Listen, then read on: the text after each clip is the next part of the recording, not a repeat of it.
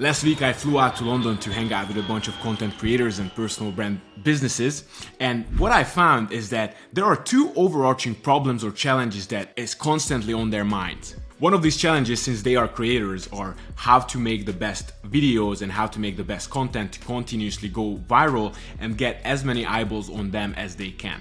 And these guys are big authority figures. You know, they're very well known. Doctors, lawyers, finance guys, travel creators, some of them having millions of followers online. We sat down in a mastermind to go through some of the platforms and what are the trends that are currently working. And it was unbelievable to see that even the biggest and greatest creators in the world are basically coming down to constantly testing their content to understand what resonates with the platform currently as the trends are continuously changing. I'm only going to talk about the content part briefly because there is one more problem that is a lot more interesting and involves every personal brand and creator on earth, and that is monetization. But first, let's talk about content a little bit. An amazing mind-opening moment for me was like, think of your audience and why they're going to given platforms. So for example, if you're going to TikTok or you're going to Instagram, you're not in the learning mindset, you're getting the constant dopamine hit. And you're getting a lot of those, right? So obviously the short forms will have to be a lot different than your long forms. Now, on the other hand, on YouTube, when you go on YouTube, people are going on YouTube to learn, to immerse themselves in information. So YouTube is the platform where you're actually going deeper and gaining authority and respect from your audience. Meanwhile, Instagram and TikTok and short form platforms are there to help you reach a larger audience in general. So it's very good to start seeing how you can funnel one to each other. And then in the mastermind, we went into each platform one by one. I have my iPad here to kind of peek at my notes. When it came to TikTok, we talk about keeping it raw. If you see creators are kind of making shaky videos just with their selfie camera, not over edited. That seems to be the trend nowadays. By the way, keeping it raw and all these shaky videos, it's called amateur by design. So basically the video does seem amateur and it's designed to be that way, which I love because it makes it easier to create content. Look at Gary Vee. It's amateur by design. He picks up the phone, tells you what's going on, then gets redistributed to everywhere, right? So if that works, that's what you gotta do. Not only videos go on Instagram and TikTok, but carousels are getting more and more hyped nowadays, and TikTok seems to be preferring it. And you know, all of them are constantly experimenting what works for them. So this is a great message for me and for you, up and coming creators, that you constantly want to reinvent yourself because you cannot just throw shit at the wall and see what sticks. You constantly have to be testing what actually sticks and then stick with it yourself as well. Second platform we talked about was YouTube, which is, again, that's where people go to learn. And some of my notes says that check what's viewed in a niche and try to be the top viewed video, which is very good. If you look at your competitors and what they're putting out and which one of their videos are actually getting good views, then don't copy their videos. Look at the overall topic that they talk about and then start your camera and start recording your own point of view on that given topic, and then play around with the thumbnail and the title to make sure that video actually gets the clicks. And lastly, of course, we talked about Instagram quite heavily, and some of my notes consist of using the proper hashtags. And you know, there were debates around actually having 11 hashtags, 5 hashtags, all that stuff. The point is that if somebody is looking for a niche, then is that niche added to your video as a hashtag or your post as a hashtag? So are you making yourself more and more discoverable? Next big trend, or it's not even a trend, it's more of a hustle. It's actually being there on Instagram, commenting to your competitors, to your friends, to your community's videos to make sure that you're seen. Actually, this same applies to X, Twitter, YouTube, Instagram or TikTok. If you're active and DMing and commenting and reacting and actually engaging with other videos, then you're automatically getting more eyeballs because your name and your profile is distributed to a larger audience.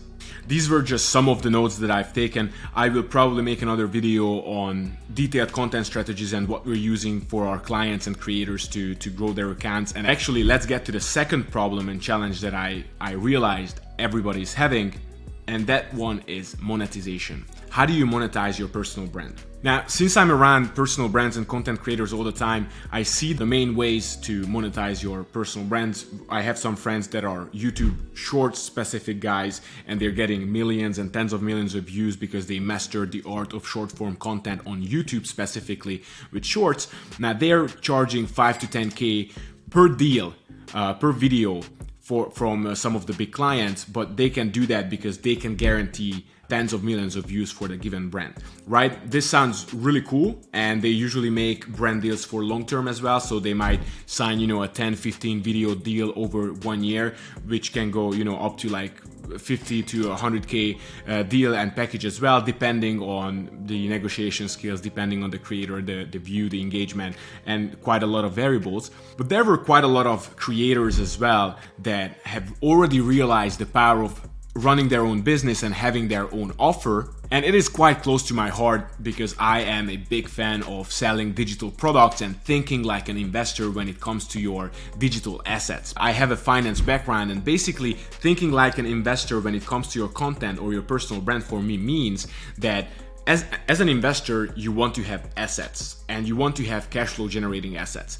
Now, think of the same way if you're a personal brand. How can you create digital assets or assets for yourself that will continuously generate cash flow for you over time as your brand grows? And this brings me to my next point. Those creators that I usually talk to already have some types of digital assets, but they do not know how to sell it in a sustainable manner. So that's when usually my company comes in and helps them build an entire monetization system and run it for them. And if you don't know, my company helps personal brands and digital creators build entire education businesses and online monetization structures, which means you bring your audience and expertise and you turn it into money and a running business that you can scale by continuously creating content and educating your followers. And throughout my years in social media and online sales, I found 3 metrics with personal brands that I always look at, and I recommend you to look at it to help you build your business and monetize your brand. These 3 metrics are, the first one is the follower count and platform. Now, obviously, a follower count does not necessarily matter because you can have a very highly monetizable account just with 10,000 followers, and you might have a very big audience with 1 million followers that are kind of unrelated because you went viral for the wrong reasons. So we always look at the platform and the follower count and understand what is your target audience that is actually following you and what they're following you for. Now, these are obviously the follower count, and within the follower count, how relevant those followers are. Now, when it comes to the platform, obviously if you're a creator on YouTube, you will have more trust and authority from people because they're actually investing a lot of time and energy watching you on YouTube. If you're a creator on TikTok, then your audience might not be as invested, so the strategies you need to use to monetize it differ a little bit than if you were a long form creator. So these are the first metrics that I always look at: the follower count and the platform that you have your largest audience on. The second metric that I always look at when we're advising creators are the digital asset portfolio. What is the product ecosystem that you've already built that can be monetized? Now, how do we shuffle those digital assets around, creating winning offers for you? And how do we make it into an ascending product ecosystem so we can maximize the profitability and scalability of your brand and your business? And again, let me emphasize that I'm looking at you as an investor. Like, you should be looking at you as an investor too. Okay, what digital asset base have you been creating throughout your content creator career, or your personal brand life cycle? Because it's really good to create content. I'm here talking to the camera right now to you, but is this a digital asset? Sure, I will put it on YouTube, or you're watching it on YouTube, and then it will always work for me. But what other products do I have that you might be opting into, that you might be interested in learning from, or consulting or coaching or agency services or financial services if you're a finance guy, or your law services if you're a lawyer, or selling your book and your methods and frameworks and mind maps if you're an author?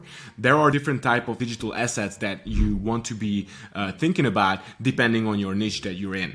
Now, so far I talked about 2 of the metrics that I look at. One of them is the follower count and platform. The second one is the digital asset base that you've already created. And the third one is one of the most important ones of all, and that is the creator's mindset. And the reason for that is most of the time, creators, CEOs, and business owners in general are getting stuck because they're stuck in here. And the biggest limit and the limiting beliefs are coming from within. So we always look at creators. Where are they when it comes to self-talk? Where are they when it comes to lifestyle and motivation? For example, let me give you a quick idea of what I'm talking about. I always ask the creators, are you in beast mode or are you in lifestyle mode? It's two different ideas. When you're in beast mode and hustle mode, you're ready to create more assets, more content, more structure, more frameworks, and you're ready to build. When you're in lifestyle mode, you're just creating content to kind of keep your account going and keep your channel going, but you're not actually having that oomph with your business that you're ready to grow. And none of them is good or bad. They all come in, different kind of seasons. So depending on what season you're in your personal brand building or in your content creation journey, depending on that, we will choose different kind of strategies on how to best build your backend business. The second thing when it comes to your mindset is self-talk. So far we talked about whether you're in building mode or lifestyle mode. The second most important thing is self-talk. Is your inner dialogue encouraging you to get better constantly? Or are you sometimes having that little devil on your shoulder, questioning your decisions and pulling you back a little bit, not letting you become the best version of yourself? And most creators really believe in what they do on the surface, but sometimes they go through all the imposter syndrome, all the questioning themselves, and they're full of limiting beliefs. And there is this video from Joe Rogan that really inspired me. There's zero benefit in being hard on yourself because I am no matter what, I'm a perfectionist and I get very angry at myself. There's zero benefit to self-talk that's negative. So I cut that out of my life very early on. Just in general, to think about how important it is not to have a negative self-talk in your life, because it's going to be accumulating over time, and actually it's going to hold you back more and more and more as the time passes, and you want to make sure that you change that as soon as possible and diminish those limiting beliefs. And when it comes to the limiting beliefs, I did have a lot of them. So that's why I definitely want to talk about it here, because recently I went on a trip with a shaman. It was quite a spiritual trip in the heart of Bali in the jungles, and I shared some of these beliefs with him, and what he started talking about was more realities rather than beliefs. And he told me this analogy that think about an old radio, and you know how you can change the radio station from FM 96.1 where it plays classical to FM 100.3 where it plays some hip hop, and then you can go down to FM 98.8 where it's going to be playing some jazz, makes you move and makes you want to dance. Now, he got me into the vibe when he actually told me that, see, an old radio, it's all the stations are playing at the same time, but how you feel depends on what you're tuning into. And when it comes to limiting beliefs, I realize it's kind of the same idea. If I believe that negative comments or people talking about me or comparing myself to others, these are just tuning into the wrong radio station, and then I just need to tune back in to my creative, value-giving self that will be helping a bunch of creators and personal brands grow and monetize. And that's what I'm doing, and I'm very good at that because all my clients are super happy and making a lot of money. So all these tuning into the right or wrong stations are just in your belief system and what you're focusing on. And it kind of took me through this journey of how throughout my life I actually went into so many wrong beliefs, also that what Joe Rogan was talking about, right? That it just grows with you if you're constantly tuning into the right place. So make sure that you catch yourself and your radio and understand where you're tuning in to, because you want to constantly have proper and good channels playing in your mind, because that's how you're going to make the best out of your brand, of your business, of your life, of your love life, your family, and so on. Make sure you're tuning into the right station all the time. And since I've always been like a researcher or a study guy with a bunch of diplomas and reading a lot, I picked up this book called Limitless by Jim Quick because I wanted to understand more about my limiting beliefs and how I can overcome them. And you know, it is a great source of inspiration for me as he goes into, he tackles limiting beliefs by pretty much calling them out. Like literally calling it out. For me, it was like a big hurdle or a big limiting belief to sit down and talk at this camera for a long time, because I was like, what will you be thinking if I'm talking to the camera and I'm making all these ums and ers and all the filler words, and I had to overcome that. So I called it out, and then I realized that, okay, this is what's holding me back, right? So once it's called out, now you see it as a fact. Now you will just take a look what that belief is and reverse engineer it, what emotions it's causing in you, and then how do you solve that. And when I look at myself talking on the camera, I was like, okay, I've already built a channel of 125,000 people on TikTok, but when I'm recording short form videos, you know, I don't have to continuously talk in a long form manner. So it was a lot easier for me to talk and capture TikTok videos than capturing YouTube videos. Okay, that was one point. Second limiting belief that, oh, that TikTok channel was in my native mother tongue and now I'm talking in English. That's the second limiting belief. How do I overcome that? My English is not bad. You can hear me, you can understand me. Sure, I might have, you know, some accent, but you know, you gotta deal with it. And calling out these facts actually make me realize that I can talk on the camera and I can talk on the camera in English as well, and you perfectly understand it. Which brings us to the third point of creating a new belief, because we can actually dismantle the old beliefs with just calling them out and looking at them as facts and reverse engineering them and solving this problem.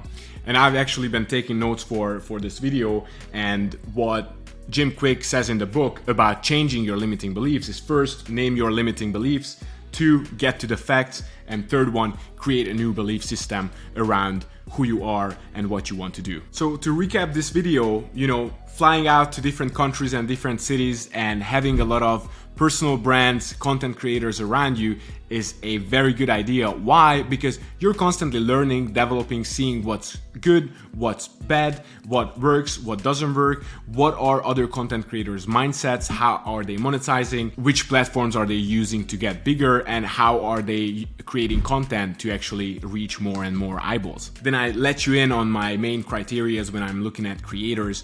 First of them was the follower count and platform they're using. Second one is what digital assets and product ecosystems do they already have existing, or what we need to create or help them create. And the third one is the creator of the mindset. Now, all of these are points that you can go ahead and get started working on them, because this will be bringing you closer to the goal of creating more viral videos, getting more eyeballs, and monetizing and creating your creator business throughout the way.